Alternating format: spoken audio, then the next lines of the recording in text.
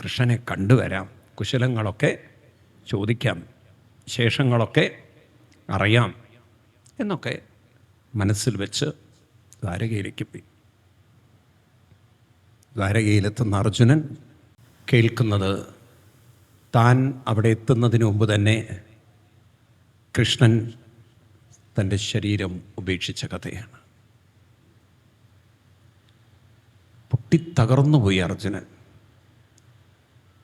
കാരണം അർജുനൻ നോക്കുമ്പോൾ എന്തെങ്കിലുമൊക്കെ ജീവിതത്തിൽ നേടാൻ പറ്റിയിട്ടുണ്ടെങ്കിൽ അതെല്ലാം കൃഷ്ണൻ്റെ അനുഗ്രഹവും കൃഷ്ണൻ്റെ ഗൈഡൻസുമായിരുന്നു. ഒരു പിതാവ് നഷ്ടപ്പെട്ടാൽ, അല്ലെങ്കിൽ ഒരു വലിയൊരു കൈയുടെ താങ്ങ് പോയാൽ, ഒരു വലിയൊരു ശക്തി ചോർന്നു പോയാൽ എന്തായിരിക്കും മാനസികാവസ്ഥ? അർജുനൻ ആ ഷോക്കിൽ നിന്നും പുറത്ത് കിടക്കാൻ പറ്റുന്നില്ല. അപ്പോഴേക്കും കൃഷ്ണൻ്റെ സാരഥി ദാരുകൻ അർജുനനോട് പറഞ്ഞു, ഭഗവാൻ കൃഷ്ണൻ ശരീരം ഉപേക്ഷിക്കുന്നതിന് മുമ്പ് എനിക്ക് നിർദ്ദേശം തന്നിട്ടുണ്ട്, ദ്വാരകയിലെ സ്ത്രീകളെ മുഴുവൻ ഹസ്തിനപുരത്തിലേക്ക് കൊണ്ടുപോകണം. അർജുനൻ വരുന്നുണ്ടെന്നും അർജുനനോട് കൊണ്ടുപോകാൻ പറയണമെന്നും കൃഷ്ണൻ ശരീരം ഉപേക്ഷിക്കുന്നതിന് മുമ്പ് തനിക്കൊരു നിർദ്ദേശം, തനിക്കൊരു ഉത്തരവാദിത്വം തന്നിട്ടാണ് പോയിരിക്കുന്നത്. ഒരു വശത്ത് കൃഷ്ണൻ പോയ തീർത്താൽ തീരാത്ത നഷ്ടം, വേറൊരു വശത്ത് കൃഷ്ണൻ ഏൽപ്പിച്ച ഉത്തരവാദിത്വം. അർജുനൻ എന്ത് ചെയ്യണമെന്നറിയില്ല. ഏതായാലും കൃഷ്ണൻ ഏൽപ്പിച്ച ഉത്തരവാദിത്വം നിറവേറ്റണം. ദ്വാരകയിലെ സ്ത്രീകളെയും കൂട്ടി അർജുനൻ പുറപ്പെടുകയാണ്. പക്ഷേ വഴിയിൽ മറ്റൊരു ദുരന്തം അർജുനനെ കാത്തിരിക്കുകയായിരുന്നു. കൃഷ്ണൻ പോയ തകർച്ചയിൽ നിന്ന് കരകയറുന്നതിന് മുമ്പ് അടുത്ത ദുരന്തം. കൃഷ്ണൻ പോയാലും അർജുനന് അല്പമൊരു ബലവും ധൈര്യവും ഉണ്ടായിരുന്നത് കയ്യിലുള്ള ഗാണ്ഡീവത്തിലായിരുന്നു. ഗാണ്ഡീവം കയ്യിലുള്ളിടത്തോളം കാലം തന്നെ തോൽപ്പിക്കാനൊരു ശക്തിക്കും സാധ്യമല്ലെന്ന്. ഒരു വശത്ത് കൃഷ്ണനും മറുവശത്ത് ഗാണ്ഡീവവും. അത് അർജുനനാക്കുന്നത് ഈ രണ്ടുമായിരുന്നു. അർജുനൻ്റെ കയ്യിലുള്ള ഗാണ്ഡീവവും കൂടെയുള്ള കൃഷ്ണനും. ഇപ്പോഴിതാ കൃഷ്ണൻ പോയി, മുന്നിലതാ വരുണൻ നിൽക്കുന്നു. വരുണൻ പറഞ്ഞു, അർജുന, ഗാണ്ഡീവത്തിൻ്റെ കാലാവധി കഴിഞ്ഞു, അത് എക്സ്പയറി ഡേറ്റായി. ഇനി അതിൻ്റെ ഉടമസ്ഥൻ അത് തിരിച്ചു കൊടുക്കണം. അതിൻ്റെ കാലം പൂർത്തിയായി. ഇനി അത് കയ്യിൽ വെച്ചിട്ടും കാര്യമില്ല, അതുകൊണ്ട് തിരിച്ചു തരൂ. താൻ തൻ്റെ ഫലമായി കണ്ട, തൻ്റെ ശക്തിയായി കണ്ട, തൻ്റെ വിജയമായി കണ്ട ഗാണ്ഡീവം അർജുനന് ഉപേക്ഷിക്കേണ്ടി വന്നു. അപ്പം തൻ്റെ രണ്ട് ഫലവും നഷ്ടപ്പെട്ടു. കൃഷ്ണനാകുന്ന ബലവും ഗാണ്ഡീവമാകുന്ന ബലവും. തകർന്നുപോയി അർജുനൻ, തളർന്നുപോയി അർജുനൻ. സ്ത്രീകളെ രക്ഷിക്കാൻ പറ്റിയില്ല. അപ്പോഴേക്കും കുറേ ആളുകൾ ആ സ്ത്രീകളെ ആക്രമിക്കാനായി വന്നു എന്നാണ് കഥ. അവരെല്ലാം ഒരു തടാകത്തിൽ മുങ്ങിയത്രേ. ഇന്നും ഗുജറാത്തിൽ നിങ്ങൾ പോയാൽ ഗോപി തലാഖ് എന്നൊരു സ്ഥലമുണ്ട്. കൃഷ്ണഭക്തിമാരും അവിടുത്തെ സ്ത്രീകളെല്ലാം ശരീരമുപേക്ഷിച്ച തടാകം എന്നാ പറയും. ആ തടാകത്തിൽ നിന്ന് കിട്ടുന്ന മണ്ണിനെയാണ് ഗോപീചന്ദനം എന്ന പേരിൽ അറിയപ്പെടുക. ഗോപീചന്ദനം എന്ന് കേട്ടിട്ടുണ്ടാവും നിങ്ങൾ. അത് ഗോപികമാരായിട്ട് ബന്ധപ്പെട്ടതല്ല. അത് ഗുജറാത്തിലെ ഈ തടാകത്തിൽ നിന്നെടുക്കുന്ന മണ്ണാണ്. അങ്ങനെയാണ് അതിൻ്റെ ശരിക്കുള്ള സങ്കല്പം. അവിടെ നിന്ന് അർജുനൻ ഒറ്റയ്ക്ക് പോരേണ്ടി വന്നു. കൃഷ്ണൻ ഏൽപ്പിച്ച ഉത്തരവാദിത്വം തനിക്ക് പൂർത്തീകരിക്കാൻ സാധിച്ചില്ല. ഒരു വശത്ത് നഷ്ടബോധം, ഒരു വശത്ത് ഗാണ്ഡീവം പോയതിൻ്റെ ശക്തി നഷ്ടപ്പെട്ടതിൻ്റെ വേദന, വേറൊരു വശത്ത് കൃഷ്ണൻ പറഞ്ഞ ഉത്തരവാദിത്വം നിറവേറ്റാൻ പറ്റാത്തതല്ല കുറ്റബോധം. തകർന്നുപോയി അർജുനൻ. അങ്ങനെ ഒരു തകർന്ന മനസ്സുമായി യുധിഷ്ഠിരൻ്റെ മുന്നിലെത്തുന്ന അർജുനൻ പറഞ്ഞു, തുടങ്ങുന്നത് ഇങ്ങനെയാണ്: വഞ്ചിതോഹം മഹാരാജ ഹരിണാ ബന്ധുരൂപിണ. ഇത് 15-ാം അധ്യായമാണ് ഭാഗവതത്തിലെ പ്രഥമ സ്കന്ധം. വഞ്ചിതോഹം മഹാരാജ ഹരിണാ ബന്ധുരൂപിണ യേന മേ അപഗതത്തേജോ യേന വിസ്മാപനം മഹൽ യസ്യ ക്ഷണവിയോഗേന. ആ ക്ഷണവിയോഗം കൊണ്ട്, കൃഷ്ണൻ്റെ നഷ്ടം കൊണ്ട് എൻ്റെ മനസ്സ് മുഴുവൻ തകർന്നുപോയി ജ്യേഷ്ഠ. പാണ്ഡവരൊക്കെ ദുഃഖിതരായി, പാണ്ഡവരൊക്കെ തളർന്നുപോയി. കാരണം ഇനി അവരെ ഉപദേശിക്കാൻ, ഇനി അവർക്ക് വഴി കാണിക്കാൻ കൃഷ്ണനില്ല. ആ വിഷമാവസ്ഥയിലിരിക്കുന്ന അർജുനൻ കൃഷ്ണനെക്കുറിച്ച് ഓരോന്ന് പറയാൻ തുടങ്ങി. എനിക്ക് ദ്രൗപദിയെ കിട്ടിയത് അന്നാ കൃഷ്ണൻ കർണനെയൊക്കെ മാറ്റി നിർത്തി എന്നെ അനുഗ്രഹിച്ചത് കൊണ്ടല്ലേ. ഞങ്ങൾക്ക് ദുര്യോധനൻ തീർത്ത അരക്കില്ലത്തിൽ നിന്നും രക്ഷപ്പെടാൻ സാധിച്ചത് വിതുരര് പറഞ്ഞിട്ടാണെങ്കിലും ആ വിതുരരെ കൊണ്ട് ചെയ്യിച്ചത് കൃഷ്ണനല്ലേ. യുദ്ധക്കളത്തിൽ പല തന്ത്രങ്ങൾ ഉപയോഗിച്ച് ജയിക്കാൻ സാധിച്ചത് കൃഷ്ണനുള്ളത് കൊണ്ടല്ലേ. ഇനി ആരാണ് ഞങ്ങൾക്ക് വഴി കാണിക്കാനുള്ളത്?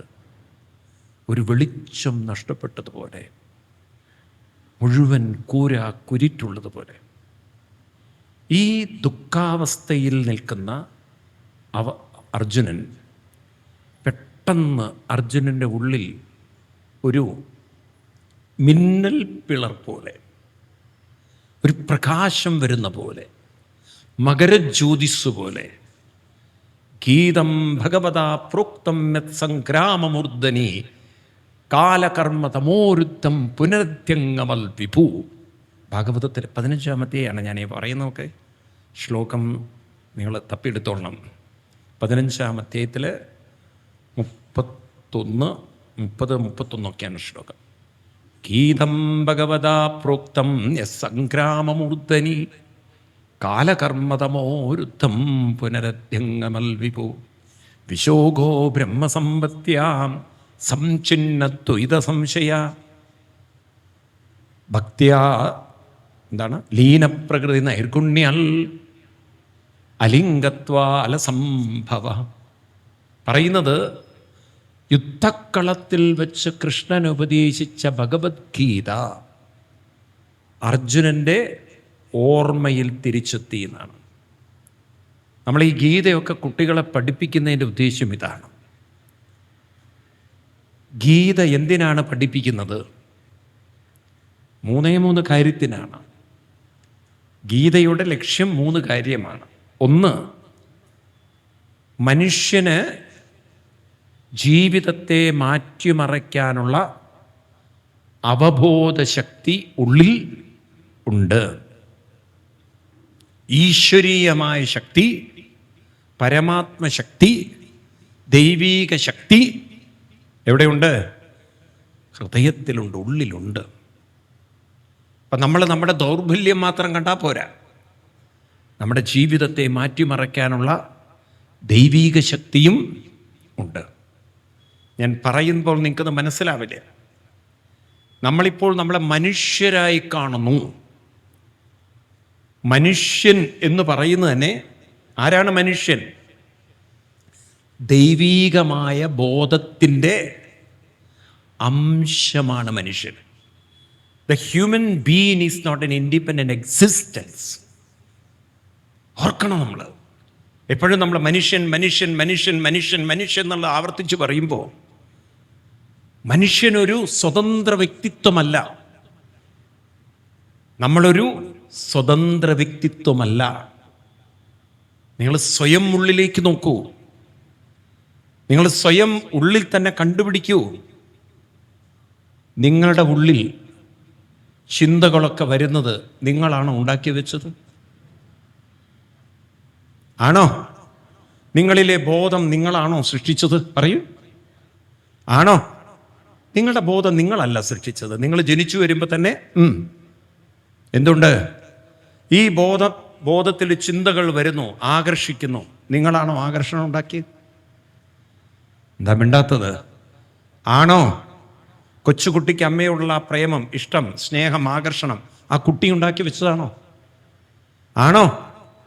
ഇതുപോലെ ഓർമ്മകൾ മനസ്സിൽ വരുന്നത്, ഓർമ്മിക്കാൻ പറ്റുന്നത് നമ്മൾ ഉണ്ടാക്കി വെച്ച കഴിവാണോ? പറയൂ. ഓരോ സമയത്തും കൃത്യമായി ഓർത്ത് ഓരോന്ന് പുറത്തു വരുന്നത്. ഇപ്പം ഞാൻ ഈ പ്രഭാഷണം നടത്തുന്നു, ഇത് ഞാനുണ്ടാക്കിയ കഴിവാണത്. ഇങ്ങനെ ഓരോ കാര്യങ്ങളും നോക്കുമ്പോൾ ഇതെല്ലാം അനന്തമായൊരു ബോധശക്തിയുടെ അനുഗ്രഹമാണ്. ആണോ? സമ്മതിക്കുമോ നിങ്ങൾ? അനന്തമായൊരു ബോധത്തിൻ്റെ സാന്നിധ്യത്തിലാണ്, ശക്തിയിലാണ്, അനുഗ്രഹത്തിലാണ് നാം ഓരോരുത്തരും മനുഷ്യരാണെന്ന് പറയുന്നത്. ആണോ? നമുക്ക് മനുഷ്യരാണെന്ന് പറയണമെങ്കിൽ മനസ്സ് ഉണർന്നു വരണം, ഞാനെന്ന ബോധം വരണം, ഞാനെന്ന ഭാവം വരണം. വേണ്ടോ? ഒക്കെ പറയൂ നിങ്ങൾ. ഞാനെന്ന് പറയണമെങ്കിൽ മനസ്സ് ഉണരണ്ടേ? ഈ മനസ്സിനെ ഉണർത്തുന്നത് ശ്രദ്ധിക്കണേ, ഏതൊരു മാനിഫെസ്റ്റേഷനും, ഞാൻ ഫിസിക്സാണ് ഈ പറയുന്നത്, ഏതൊന്ന് മാനിഫെസ്റ്റ് ചെയ്യുന്നുണ്ടോ, പ്രകടമാവുന്നുണ്ടോ, അതിനെ പ്രകടമാക്കാൻ ഒരു അനന്ത ശക്തി കൂടിയേ കഴിയുള്ളൂ. കാരണം നോൺ എക്സിസ്റ്റൻസിൽ നിന്ന് ഒരു മാനിഫെസ്റ്റേഷൻ ഉണ്ടാവില്ല. ഇത് ഫിസിക്സാണ് പഠിപ്പിക്കുന്നത്. E=mc². എനർജിയുടെ എക്സിസ്റ്റൻസിൽ നിന്നാണ് ഒരു മാറ്ററിൻ്റെ മാനിഫെസ്റ്റേഷൻ. ദാറ്റ് മീൻസ് ആബ്സെൻസിൽ നിന്നൊന്നും ഉണ്ടാവില്ല. അപ്പം എൻ്റെ മനസ്സ് രാവിലെ ഉണർന്നു വരുന്നുണ്ടെങ്കിൽ അതിനെ പ്രകടമാക്കാൻ ഒരു അനന്തബോധശക്തി ഉണ്ടായേ പറ്റുള്ളൂ. മനസ്സിലാവുണ്ടോ? അപ്പം ഞാൻ എന്ന് പറയുന്ന മനുഷ്യൻ അനന്തമായ ബോധത്തെ ദൈവീകം എന്ന് വിളിച്ചാൽ, ഞാനെന്ന് പറയുന്നത് ആരാണ്? സ്വതന്ത്രനാണോ അതോ ദൈവീകമായ ബോധത്തിൻ്റെ ഒരംശമാണോ? എനിക്കത്രേ അറിയേണ്ടതുള്ളൂ. പറയൂ. പിന്നെ നമ്മൾ മനുഷ്യൻ എന്നൊക്കെ പറഞ്ഞ് നടക്കുന്ന എന്തൊരു അഹങ്കാരത്തിലാണ്. അർജുനന് മനസ്സിലായി. അർജുനന് ഈ ബോധം തിരിച്ചു കിട്ടി. അനശ്വരമായ അനന്തമായൊരു ശക്തി ഉള്ളിലുണ്ട്. കൃഷ്ണൻ പഠിപ്പിച്ചിട്ടുണ്ടല്ലോ. അതാണ് നമ്മൾ ഓരോരുത്തരും. കൃഷ്ണൻ എങ്ങോട്ടാണ് പോയത്? സ്വർഗത്തിലേക്കല്ല പോയത്. കൃഷ്ണൻ എങ്ങോട്ടാണ് പോയത്? അതിലേക്ക് തന്നെയാണ്, ആ ബോധത്തിലേക്ക് തന്നെയാണ്. ഗീതയിൽ 8-ാം അധ്യായത്തിൽ കൃഷ്ണൻ പറയും, ഞാൻ എങ്ങോട്ടാണ് പോകുന്നത് അർജുന? അർജുനന് കൃഷ്ണൻ പറഞ്ഞു കൊടുക്കും കൃഷ്ണൻ്റെ ധാമം ഏതാണെന്ന്. അവ്യക്തോയമചിന്യോയം, ഗീതയിൽ 8-ാം അധ്യായത്തിൽ 25-ാം ശ്ലോകം.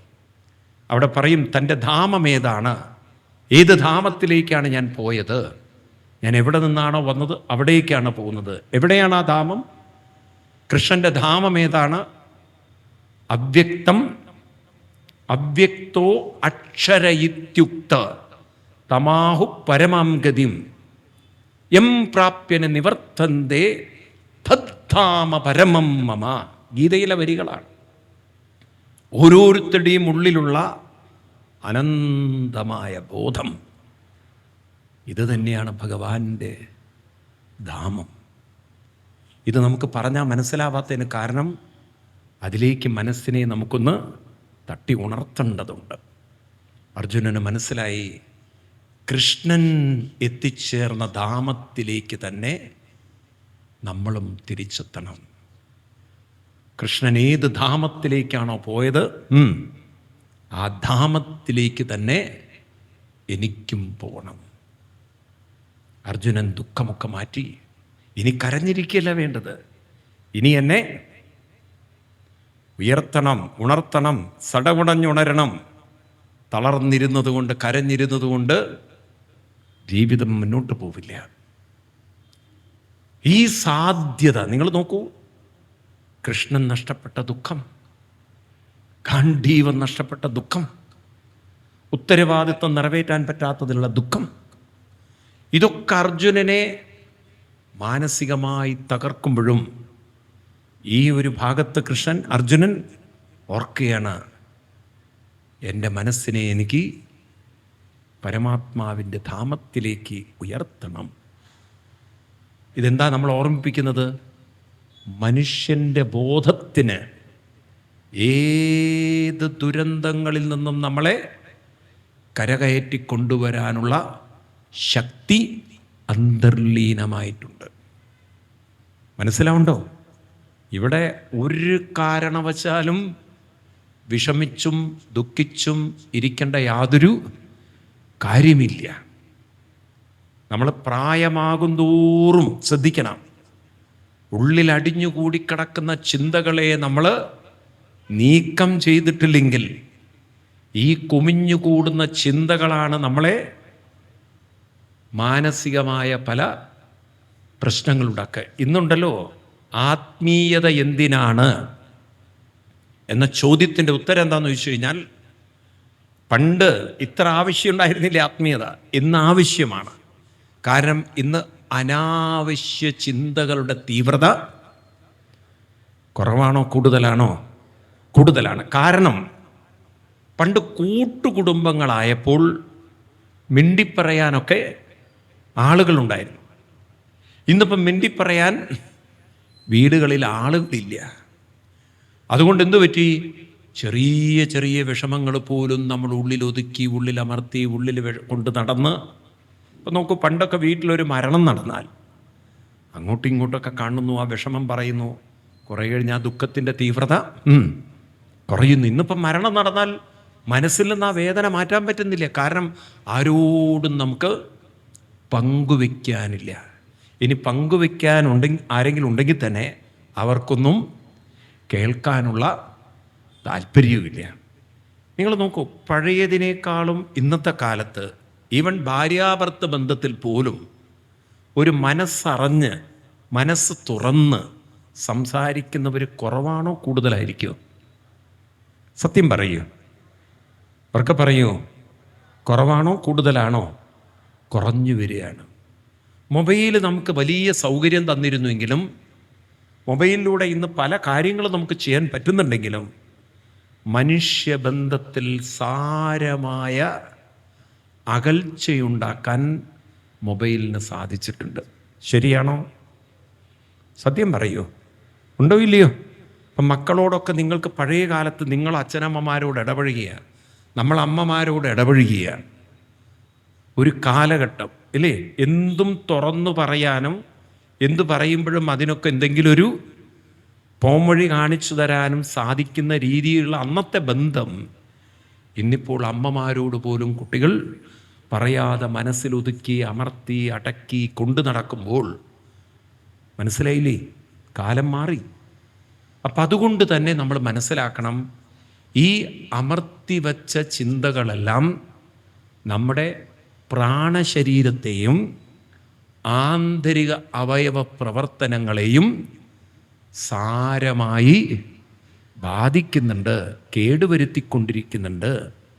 ചിന്തകൾ കൂടുമ്പോൾ ഓർത്തു വയ്ക്കണം, ഇതിനെ പറയുന്ന പേരാണ് ആധി. എന്താണ് ആധി? ചിന്തകൾ കൂടുമ്പോൾ, ആധി വർദ്ധിക്കുമ്പോൾ വ്യാധിയായി മാറും. ഏതായി മാറും? അതാണിന്ന് ഇത്രയും വ്യാധി വന്നത്. വ്യാധി പറഞ്ഞാൽ രോഗം. ഇന്നിപ്പോൾ ചെറുപ്പക്കാരിൽ BP കൂടി വരുന്നു, കൊളസ്ട്രോൾ കൂടി വരുന്നു, ഇല്ലേ? ഹാർട്ടിൻ്റെ പ്രവർത്തനം കുറഞ്ഞു വരുന്നു. ഇന്ന് നോക്കൂ നിങ്ങൾ, പല വിധത്തിലുള്ള രോഗങ്ങൾ നമ്മൾ കേട്ടിട്ടുണ്ടോ? പണ്ടൊക്കെ ഒരു MBBS ഡോക്ടറാണ് എല്ലാം മാനേജ് ചെയ്യുക, അല്ലേ? ഇനി അതും വേണ്ട, വെറും കമ്പൗണ്ടർ മതിയിരുന്നു. കുറേയൊക്കെ മരുന്നൊക്കെ ആരെടുത്ത് കൊടുക്കും? കമ്പൗണ്ടർ എന്ന് പറയുന്ന സാധനം ഉണ്ടായിരുന്നു പണ്ട്, അല്ലേ? ആരേ ഈ കമ്പൗണ്ടർ? ഈ ഡോക്ടറെ അസിസ്റ്റ് ചെയ്ത ഒരു നേഴ്സ് പോലും ആണോ എന്ന് എനിക്കറിയില്ല. അയാൾ കുറേ കഴിഞ്ഞാൽ ബൈഹാർട്ട് പിടിക്കും മരുന്നൊക്കെ. ഒരുവിധം വയറ്റിളക്കവും തലവേദനയും പനിയും ഒക്കെ അയാൾ തന്നെ തീർക്കും. കാരണം ഏത് മരുന്ന് കഴിച്ചാലും രോഗം മാറുന്നൊരു കാലം ഉണ്ടായിരുന്നു. ഇന്നിപ്പോൾ തൊട്ടതിനും പിടിച്ചതിനുമൊക്കെ സ്പെഷ്യലിസ്റ്റുകളായി മാറി. ഒരു കാലത്ത് ENT ഉണ്ടായിരുന്നല്ലോ, ഇപ്പോൾ കണ്ണിന് ഒപ്തോമോളജിസ്റ്റ് കേട്ടില്ലേ നിങ്ങൾ? അതുപോലെ തന്നെ തൊണ്ടയ്ക്ക് ഡോക്ടറുണ്ട്, തൈറോയിഡിന് ഡോക്ടറുണ്ട്. എന്തൊക്കെ പുതിയ പുതിയ രോഗങ്ങളും പുതിയ പുതിയ ഡിപ്പാർട്ട്മെൻറ്റുകളാണ് വന്നുകൊണ്ടിരിക്കുന്നത്, അല്ലേ? കാതിനായിട്ട് ഡോക്ടറുണ്ട്, കണ്ണിനായിട്ട് ഡോക്ടറുണ്ട്, പല്ലിനായിട്ട് ഡോക്ടറുണ്ട്. ഉണ്ടോ? ഈ തരത്തിലൊക്കെ മാറ്റങ്ങൾ വന്നു. ഞാൻ പറഞ്ഞു വരുന്നത്, ആദി എന്തായി മാറുന്നു? അവർക്ക് പറയൂ. അപ്പം നമ്മൾ മനസ്സിലാക്കണം, മനസ്സിൽ അടിഞ്ഞുകൂടുന്ന ചിന്തകളെ നമ്മൾ അവിടെ നിന്നും എടുത്തു കളഞ്ഞില്ലെങ്കിൽ പ്രായം നമുക്കൊരു ദുരിതവും ദുരന്തവുമായി മാറും.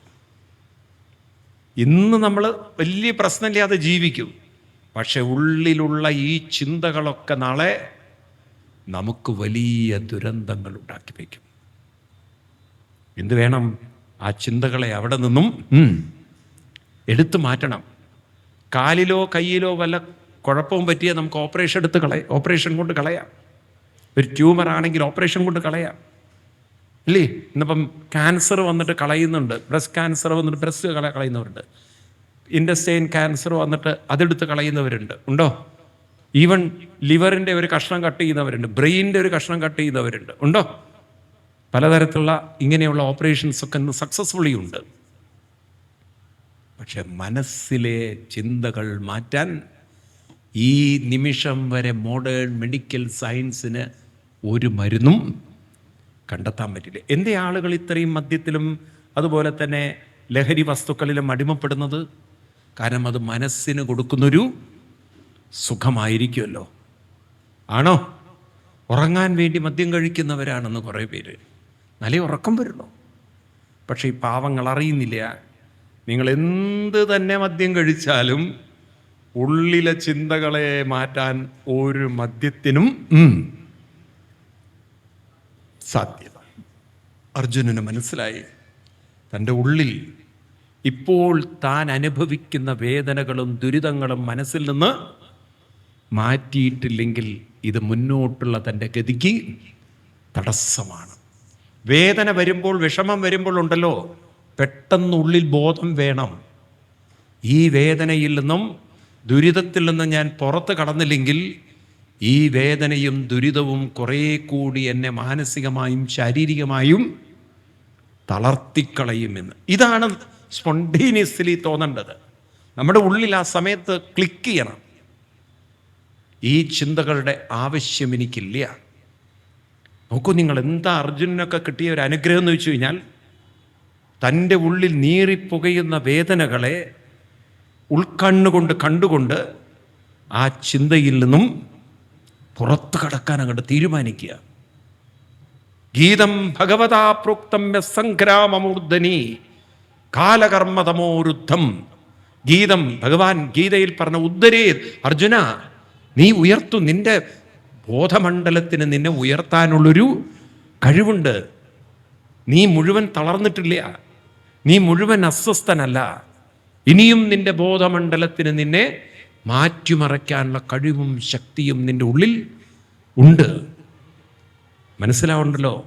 അനന്തമായ ബോധത്തിനെ നമ്മൾ കാണേണ്ടത് കടലിനോട് ഉപമിച്ചും ആകാശത്തോട് ഉപമിച്ചും കൊണ്ടാണ്. ആദിശങ്കരാചാര്യസ്വാമികൾ ബോധത്തെ കാണുന്നത് ആകാശം പോലെയാണ്.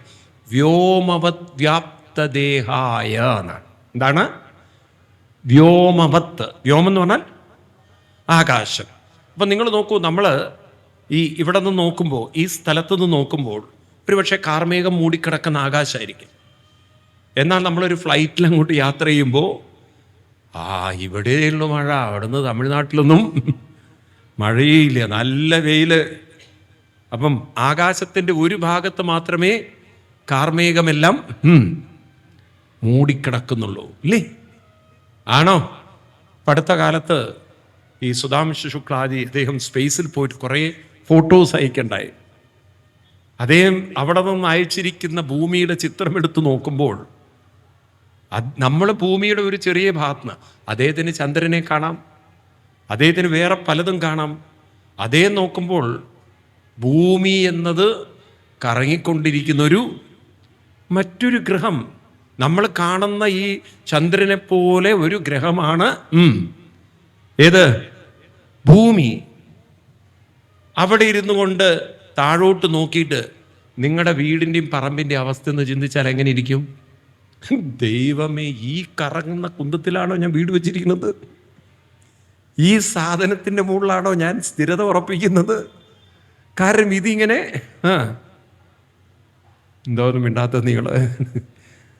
അവിടെ ഇരുന്നു കൊണ്ട് താഴെയോട്ട് നോക്കുന്നവന് ആ വീടിനെ കുറിച്ചുള്ള ബോധം എന്തായിരിക്കും? എന്തോന്നും മിണ്ടാത്ത നിങ്ങൾ. പെരുമ്പാവൂരിനെ കുറിച്ചുള്ള ചിന്ത എന്തായിരിക്കും? താഴേക്ക് നോക്കുമ്പം പെരുമ്പാവൂരുണ്ടോ? ഇതുപോലെ പെരുമ്പാമ്പ് പോലെ കിടക്കുന്നു സാധനം. അത് കിടന്ന് കറങ്ങിക്കൊണ്ടിരിക്കുന്നു. ദൈവം, ഈ കറങ്ങിക്കൊണ്ടിരിക്കുന്ന കുന്തത്തിൻ്റെ മുകളിലാണ് ഞാൻ വീടും വെച്ചിട്ട് ഞാൻ സ്ഥിരത ആഗ്രഹിക്കുന്നത്.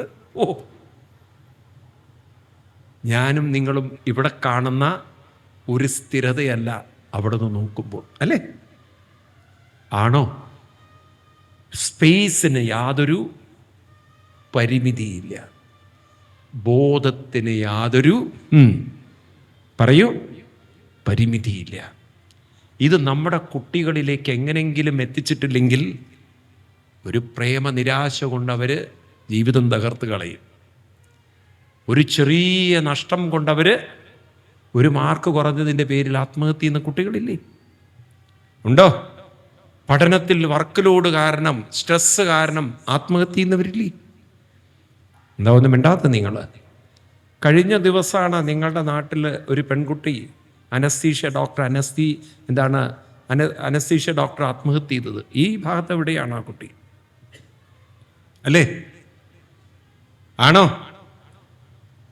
എന്താ നോക്കൂ നിങ്ങൾ, MD കഴിഞ്ഞ് അനസ്തീഷ്യ സ്പെഷ്യലൈസ് ചെയ്ത് മരിക്കാൻ എത്ര സമയം വേണ്ടി വന്നു? ആ ജീവിതത്തിൽ പ്രയാസങ്ങളും പ്രശ്നങ്ങളും ഒക്കെ വന്നാലും ഇതൊന്നും എൻ്റെ ബോധമണ്ഡലത്തെ പരിമിതപ്പെടുത്തുന്നില്ല. എന്നിലൊരു അപരിമിതമായ അനന്തമായ ബോധമുണ്ട്. മനുഷ്യൻ്റെ ഒരു മഹത്വം നോക്കൂ. നിങ്ങൾക്കുണ്ടല്ലോ ഏത് വിഷമത്തിൽ നിന്നും കരകയറാനുള്ള ഒരു ബോധത്തിൻ്റെ മാർഗം, വഴി, സാധ്യത നിങ്ങളിലുണ്ട്. അതൊന്ന് കാണാൻ സാധിച്ചാൽ ഈ ചെറിയ ഇരുട്ടിൽ കടന്ന് മനുഷ്യൻ ദുരിതം അനുഭവിക്കണ്ട. ഒരു വശത്ത് ഇരുട്ടുള്ളപ്പോഴും വേറൊരു വശത്ത് അവർക്ക് പറയൂ വെളിച്ചമുണ്ട്. പക്ഷേ ഈ വെളിച്ചം കാണാതെ പോയാൽ എവിടെ നോക്കിയാലും കൂരിരുട്ട്. വെളിച്ചം ദുഃഖമാണുണ്ണി, തമസ്സല്ലോ സുഖപ്രദം എന്ന് അക്കിത്തം പറഞ്ഞത് ഇത്തരം ആളുകളെ ഓർത്ത്. കാരണം വെളിച്ചം അവർ കാണുന്നില്ല, അവരിരുട്ടാണ് കാണുന്നത്. ഇരുട്ടിലും വെളിച്ചം കാണണം. എന്താണ് ഇരുട്ടിലും?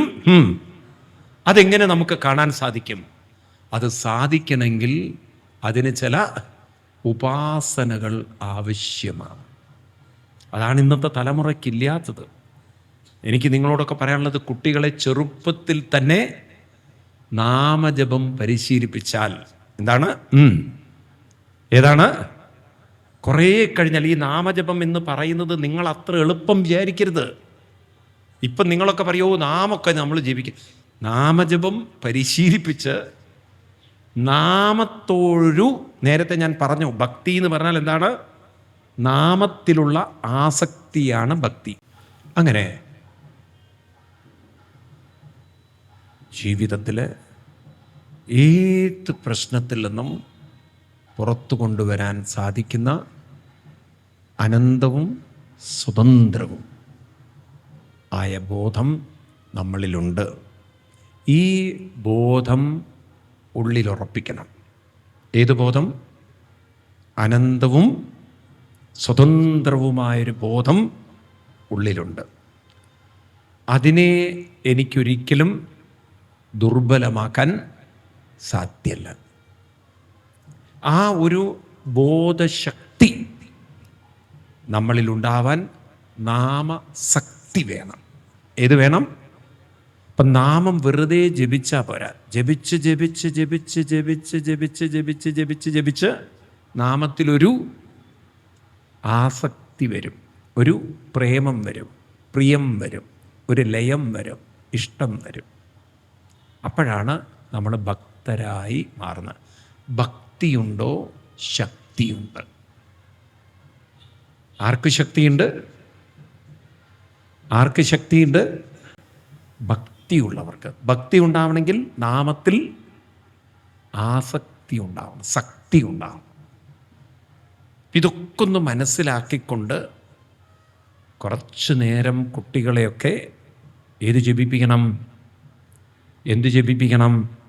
അത് നമ്മുടെ ഹിന്ദുക്കളിൽ കംപ്ലീറ്റ് പോയി. നമ്മളത് വലിയ പുറകിലായിപ്പോയി. നാമജപം എന്ന് പറയുന്നത് ഇന്ന് വളരെ പറയൂ കുറഞ്ഞു കുറഞ്ഞു കുറഞ്ഞു വരികയാണ്. തൊഴുതുപോകലാണ് എല്ലാവരുടെയും ജോലി. അതൊരു നല്ല ഭക്തിയല്ല. തൊഴുതുപോകുന്നതൊരു നല്ല ഭക്തിയായിട്ടല്ല ഭാഗവതം പറയുന്നത്. തൊഴുതുപോകുന്നവരെ ഭഗവാൻ നല്ല ഭക്തരായി കണക്കാക്കിയിട്ടില്ല. മനസ്സിലായില്ലേ?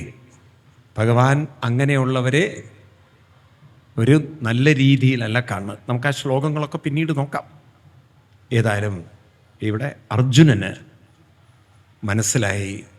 നോക്കണം, ഒരു വശത്ത് കൃഷ്ണൻ പോയ നഷ്ടം, ഗാണ്ഡീവം പോയ നഷ്ടം, ഉത്തരവാദിത്വം നിറവേറ്റാൻ പറ്റാത്തതിലുള്ള കുറ്റബോധം, വലിയ ദുഃഖത്തിൻ്റെ കാർമേഘം. എന്നാൽ അർജുനന് മനസ്സിലായി, എൻ്റെ ബോധത്തെ ഇതൊന്നും തകർക്കുന്നില്ല, തളർത്തുന്നില്ല. അപ്പം ഈ ബോധം അർജുനന് കിട്ടിയത് ഗീതം ഭഗവതാ പ്രോക്തം. എവിടുന്നാണ്? ആ ഭഗവത്ഗീത പഠിച്ചപ്പോൾ മനസ്സിലായി. ആ ഒരു വെളിച്ചം, ഒരു ചെറിയൊരു വെളിച്ചം കിട്ടിയതും അർജുനൻ തീരുമാനിച്ചു, ഇനി വേണ്ടാത്തത് അയവിറക്കിയിരിക്കുന്ന പ്രശ്നമില്ല. മനസ്സിനെ മുഴുവൻ അങ്ങോട്ട് മാറ്റി ബ്രഹ്മസമ്പത്തിലേക്ക് മാറ്റിയെന്ന്. നേരത്തെ നഷ്ടബോധത്തിലുള്ള മനസ്സ് നാമജപത്തിലൂടെ അർജുനൻ മാറ്റിയെടുത്തു. അതോടുകൂടി അർജുനൻ്റെ ഉള്ളിൽ തിരിച്ചറിവ് വന്നു, ഇനി എനിക്കെൻ്റെ ഉള്ളിലുള്ള ഈ ഭാരത്തിൽ നിന്നും മുക്തരായി കൃഷ്ണനെത്തിയ അതേ ധാമത്തിലേക്ക് എനിക്കും പോകണം. പാണ്ഡവന്മാർ രാജ്യം പരീക്ഷത്ത് മഹാരാജാവിനെ ഏൽപ്പിച്ചു കൊടുത്തു. പരീക്ഷത്ത് എന്ന് പറഞ്ഞാൽ അർജുനൻ്റെ പുത്രനായ അഭിമന്യുവിൻ്റെ പുത്രനാണ് ആര്? പരീക്ഷത്ത്. പരീക്ഷത്തിന് രാജ്യം ഏൽപ്പിച്ച് അവരവിടെ നിന്നും മഹാപ്രസ്ഥാനത്തിന് ഇറങ്ങി. പാണ്ഡവന്മാർ മഹാപ്രസ്ഥാനത്തിന് പോവുക എന്ന് പറഞ്ഞാൽ അർത്ഥം തീർത്ഥസ്ഥലങ്ങളിലൂടെ നടന്ന് ജപിച്ച് ജപിച്ച് ജപിച്ച് ജപിച്ച് ജപിച്ച് ജപിച്ച് മനസ്സ് ആ നാമത്തിൽ മുഴുകി ശരീരം ഉപേക്ഷിക്കുന്നത് വരെ നടക്കുക. അങ്ങനെയുള്ളൊരു യാത്രയായിരുന്നു മഹാപ്രസ്ഥാനം. പാണ്ഡവർ കടന്നുപോയ വഴികളാണ് പിൽക്കാലത്ത് ചതുർധാമങ്ങൾ എന്ന പേരിൽ സുപ്രസിദ്ധമായ. നിങ്ങൾ കേട്ട് കാണും, കേദാർനാഥം, ബദരീനാഥം, ഗംഗോത്രി, യമുനാത്രി തുടങ്ങിയിട്ടുള്ള സ്ഥലങ്ങളൊക്കെ. ഇതെല്ലാം ഇവിടെ പുറപ്പെട്ടിട്ടില്ല, അവർ പുറപ്പെടാൻ പോകുന്നുള്ളൂ. കൃഷ്ണൻ ശരീരം ഉപേക്ഷിച്ചു, യാദവകുലം നശിച്ചു. ഇതൊക്കെ അർജുനൻ യുധിഷ്ഠിരനോട് പറയുന്നത് കേട്ടു കുന്തിദേവി. കുന്തിദേവി വേഗം എന്ത് ചെയ്തു വെച്ചാൽ മനസ്സിലാക്കി പാണ്ഡവന്മാരിനി ഇറങ്ങാൻ പോവാണ്. തളർന്നിരുന്നില്ല, കരഞ്ഞില്ല.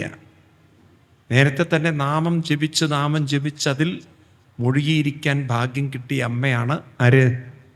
കുന്തിദേവി. നേരത്തെ പരിശീലിച്ചിരുന്നു.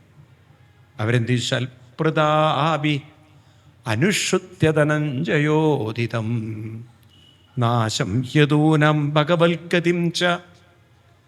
കൃഷ്ണൻ പോയ കാര്യങ്ങളും അതുപോലെ തന്നെ തൻ്റെ വംശം നശിച്ചുപോയ പൃഥ എന്ന് പറഞ്ഞാൽ വസുദേവരുടെ സഹോദരിയാണ്. ഇപ്പം യാദവ വംശം കുന്തിദേവിയുടെ വംശമാണ്. കുന്തിഭോജ മഹാരാജാവ് ദത്തെടുത്തത് കൊണ്ടാണ് പൃഥ കുന്തിയായത്. അപ്പോൾ പൃഥാഭ്യനുശ്രുത്യ ധനഞ്ജയോദിതം നാശം യദൂനാം ഭഗവത്കതിം ചതാം ഏകാന്തഭക്ത്യാ ഭഗവത്യദോക്ഷതേ നിവേശിതാത്മോ പരരാമ സംസൃതേ. തൻ്റെ മനസ്സാ ഒരു നാമജപത്തിൽ അങ്ങനെ ഉറപ്പിച്ചും ലയിപ്പിച്ചും അർപ്പിച്ചും അതിൽ മുഴുകിയും പൃഥ ശരീരം വിട്ടത് അറിഞ്ഞില്ല എന്നാണ്. നാമത്തിൽ മുഴുകി ശരീരം ഉപേക്ഷിക്കാൻ സാധിച്ച ഭാഗ്യവതിയായിരുന്നു ആര്? കുന്തിദേവി. ഇങ്ങനെയൊരു മരണം ഉണ്ട് എന്നർത്ഥം. അതായത് മരണമല്ലത്, അത് ഭഗവാനിലുള്ള ലയമാണ്, പരമാത്മഗതിയാണ്. അതിന് പറയുക നിർവാണം എന്നാ പറയാം, മരണം എന്നല്ല പറയാം. എന്താണ് നിർവാണം? ബ്രഹ്മനിർവാണം എന്നാ പറയാം. നാളെ നമ്മൾ കപിലൻ്റെ അമ്മയുടെ കഥ വായിക്കുമ്പോൾ മനസ്സിലാക്കും. മനുഷ്യർക്കൊരു ബ്രഹ്മനിർവാണമുണ്ട്. ഏതുണ്ട്? ഇതൊക്കെ മനുഷ്യൻ്റെ സാധ്യതകളാണ്. ജപിച്ച് അതിൽ മുഴുകി അതിലലിഞ്ഞ് ശരീരം പോകുന്നത് പോലും അറിയാത്തൊരവസ്ഥ. അങ്ങനെ ശരീരം അങ്ങോട്ട് വിട്ടുപോകുമ്പോൾ ആ ഒരവസ്ഥയുടെ പേരാണ് ബ്രഹ്മനിർവാണം. എന്താ പറയാ?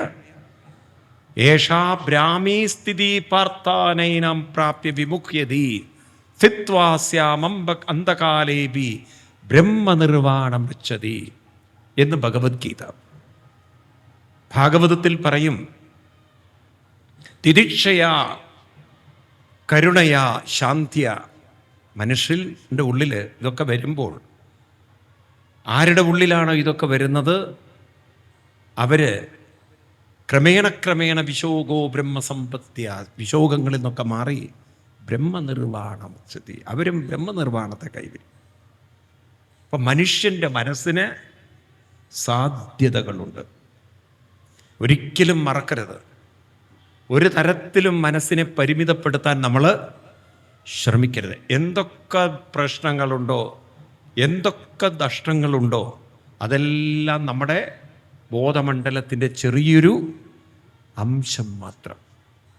മനസ്സിലായില്ലേ? ഇനിയും കടക്കുന്നു വ്യാപ്തി. ഒരു ഭാഗത്ത് കാർമേഘം, ബാക്കി ഭാഗം കാർമേഘം ഇല്ലാതെ കടക്കുന്നു. ഒരു ഭാഗത്ത് ഇരുട്ട്. ഇപ്പം നോക്കൂ, നമ്മുടെ ഇന്ത്യ മഹാരാജ്യത്ത് ഏഷ്യൻ ഭൂഖണ്ഡത്തിൽ ഇരുട്ടായി.